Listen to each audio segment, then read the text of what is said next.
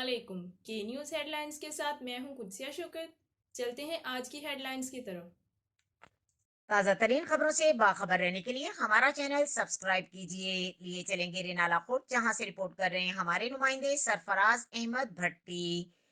رینالہ کوٹ Al-Khidmat welfare council Renala کوٹ کے زیر اہتمام مدرسہ فیضان علوم قوسیہ رضویہ رینالہ کوٹ کے حافظ قرآن بچوں کے اعزاز میں خصوصی تقریب کا انعقاد کیا گیا، جس میں مہمان خصوصی بلال تبسم، صدر پریس کلب رینالہ کوٹ۔ اس موقع پر سید ندیم جعفری، آصف مون بھٹی، ڈاکٹر شہباز، محمد فیضان، قاری محمد صہیب، قاری غلام مرتضیٰ، سجاد خالق لکھوی، سیٹ محمد آصف، راؤ سعید انجم، اللہ رکھا بلوچ، رانا آصف جبار، میاں ارسلان ظہور، ملک عاصم ندیم، خان عبدالجبار خان، عمران خوشی، چودھری محمد علی، زعیم چودھری، سید نور جعفری، شیخ اویس، راؤ محمد اسد، محمد امیر، محمد مدنی رضا اور دیگر شخصیات موجود تھیں۔